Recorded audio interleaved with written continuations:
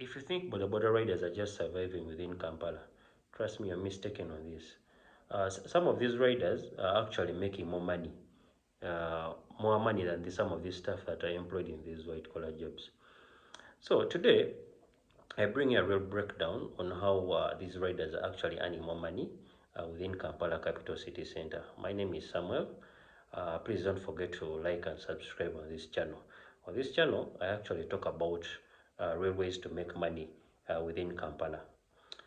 In the city, Kampala, Boda riders never sleep, neither do the city. Vendors, citizens within Uganda sleep. They're always on the streets moving. This is now where these border riders actually come in. How do they come in?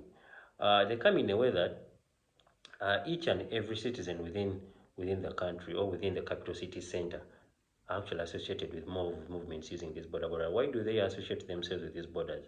They're flexible, they're fast, they're reliable, they're always available by the way. For each and every building within Kampala, if you happen to step out, you'll always have to see a border rider, either at the stage or moving with a passenger.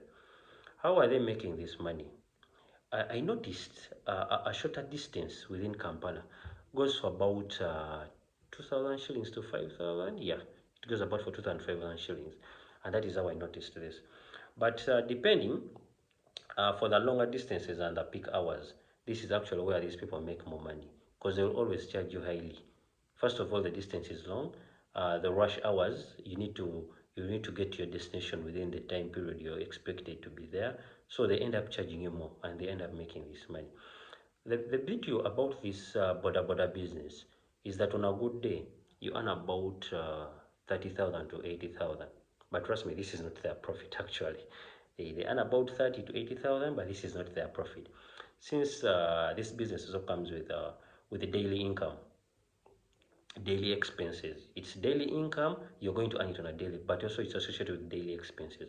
When I talk about the border riders having daily expenses, I take it to in a way that they always have to pay fuel on a daily. They always have to refill these bikes on a daily. They have bike repairs on a daily, bike maintenance on a daily. They carry out, some of them actually rent these bikes, so they always have rental bike expenses on a daily. So now, this is now where I bring you. Not all these bike riders actually own these bikes.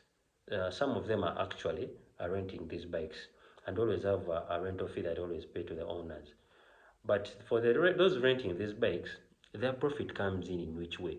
It comes in a way that after all the expenses I explained to you about paying the fuel, there is more of bike maintenance, their rental fees. So after all this, these are how these riders now end up making their profit. After all those expenses, this is how they make their profits. Then there are these that actually come in and own these bikes, those that own these bikes. Because I may be there and may have had my money from the start, or maybe a friend donated a bike to me and I don't have to rent, it is mine. These are now those that own these bikes. So now, for these that own these bikes, how are they making this money? They keep all their earnings to themselves, but they end also handle their own expenses. Because there's no day you're going to try this bike without having expenses like fuel, bike maintenance. But their earnings, they keep it all to themselves.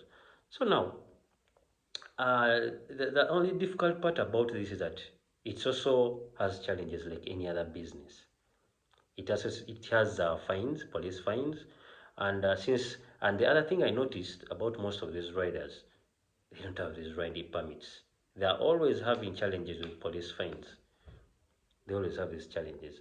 So we have advised most of them should at least get a permit and avoid at least that expense while the police fines always come in.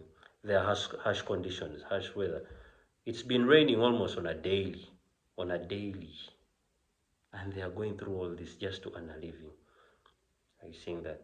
Then also, we also have challenges whereby there are the competitions. Whoever finds a way out to survive and is able to ride a bike is hitting the road to earn a living. And this is how people are ending up competing for what? For the space of survival within the border industry. So to the youth out there, to the many youth out there, this is the best way to start earning. It is very easy. It is very easy, but you need to have that hustle mentality on how you can be able to raise this money. Because the more trips you make, the more money you're going to earn, so that you carry out the expenses, subtract, and get your profit. So the next time you happen to maybe jump on a boda, it's not all about a ride, but trust me, you're supporting a business. So the next time I happen to talk to you guys again, I'll take you through on how food vendors are making money within the Kampala streets.